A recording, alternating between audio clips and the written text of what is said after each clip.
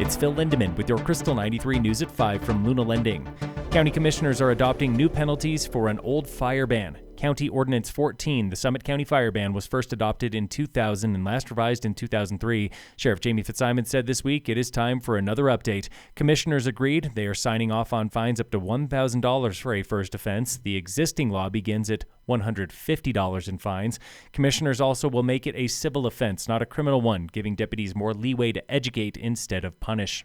Summit's Consuelo Redhorse is the new Democratic candidate for State House District 13. But what does that mean for Summit School Board, where she is the president? Right now, I'm planning on keeping it. I know that in order to be part of the House Education Committee, you cannot serve on the school board, so that's something that I'll still need to be considering for the future. Redhorse still has work to do. She is up against Republican challenger Miguel Martinez of Salida in November. Here, closer to home, she and the board voted to close Breckenridge Elementary School recently, with no public plan on what to do with hundreds of students. The district recently abandoned planning for a construction bond.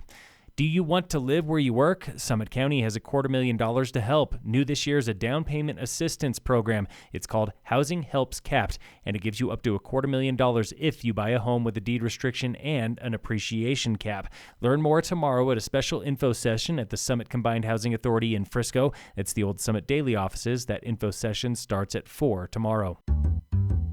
Today we are in the classroom with a police officer turned professor. Angie Hawkins, I'm the program director for the Colorado Law Enforcement Training Academy at the Breckenridge campus of CMC. Hawkins came to CMC from St. Louis, where she served for 2 decades on a more traditional path. What we did not get in our academy is college credits. We had to graduate our academy and then figure it out on our own, often with no tuition reimbursement. She says this is one reason new cadets love the CMC Academy. We have a lot of people who come in who are sponsored by agencies, so they've already been hired. And then we have quite a few people who are sponsoring themselves, and they're paying their way, or they're getting scholarships or grants to come through. Some cadets always knew they wanted to be cops. Others were like Hawkins and looking for a change. We have people who have been in the education field, in the service industries, in agriculture, and they finally said, you know what, this is the right time for me. Or something happened in their lives too that forced their hand and opened the door for them, CMC Breck recently graduated 9 cadets. Hawkins was proud to see them follow their calling. CMC, she says, has rekindled her own passion for policing. Working with the cadets and working with these fantastic instructors and such a supportive college system, it reinvigorates you and it reminds you of the why. CMC is taking applications for the next Breckenridge Academy. It starts in August.